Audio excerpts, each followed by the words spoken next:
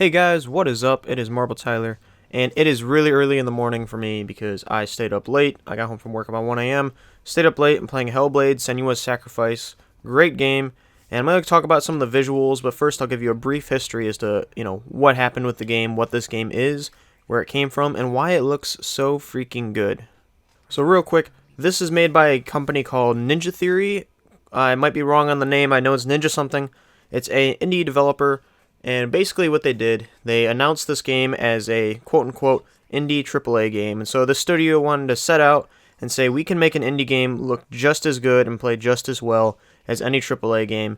So the smaller studio set out, they made this game. This game's phenomenal, the gameplay is great. It's very repetitive at times, but I highly recommend checking it out. It deserves all awards it got. And the story focuses on Senua, who is the last of her tribe, and she's struggling with psychosis. Something that never really been explored in video games, and it's really, really good. Honestly, they did a great job of embodying like how someone would have psychosis. At least I'd imagine how they'd do that. I don't actually have it, so I would have no idea. I'm sure most of you don't either. But they went over it and they covered it in the game, and it's awesome. But that's enough about the gameplay. We're going to talk about the visuals. Now, all the gameplay you've seen so far, it's all being recorded straight from the Xbox One X.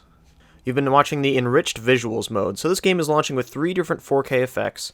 There is the Enriched Visuals mode, which kind of adds stuff to it. It makes more, it optimizes between frame rate and 4K. It adds some foliage, I believe. It just kind of makes the world seem more alive, and it makes it beautiful. But there is actually 2 other visual modes. There's a high frame rate mode. Now this visual mode's like goal, kind of limit the foliage and everything, but optimize that 60 FPS. The 4K resolution can absolutely scale down if it needs to, but let's make sure we're getting the 60 FPS. And the other mode, of course, is the high resolution mode. The goal is to hit that 4K. If frame rate dips, that's okay. If it hits 30, whatever. But I prefer the Enriched Visuals mode. It kind of tries to optimize that 4K resolution with some dynamic scaling. So stuff's getting really intense. It'll drop the 4K down to just a little bit less, but it'll maintain 60 FPS. It'll have a lot of other beautiful, beautiful visual effects. You're going to have more foliage in the world. It's going to feel more lived in. It looks absolutely gorgeous. I mean, you can see the gameplay. It looks beautiful. That's enough about the game. Obviously, if you want to hear more about it, I'm going to be doing a review tomorrow because I did stream this game. I never got to play it when it came out, but I streamed this game a ton, and I think it looks awesome, and I absolutely want to play through it, and I'll be doing a full review tomorrow because I do know basically the story and everything else, but I've never got to experience it myself, so I'll be doing an Xbox One X review. If you want to watch that, stay tuned, check back tomorrow. Other than that, here's some gameplay of the Enriched Visual mode. Check it out, it looks absolutely gorgeous. Mountain giants dwell in Jotunheim. The fire giants dwell in Muspelheim. Niflheim is the world of ice and darkness. Only the dead dwell in Helheim, and that is where you must travel.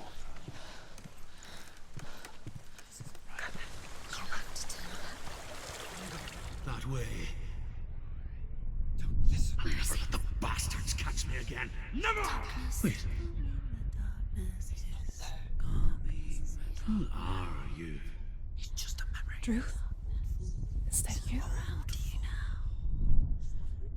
For my tales of the Northmen, they call me Druth.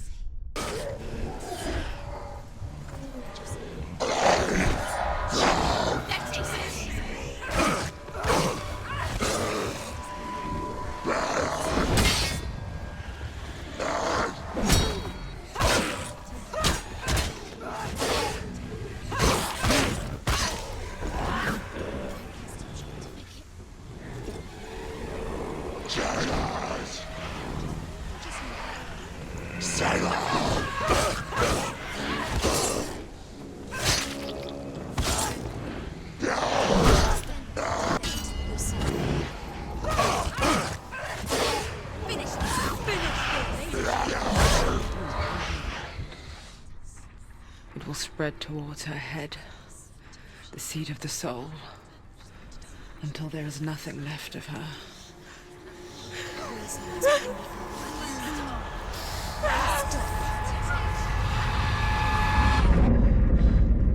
All of her suffering will have been for nothing.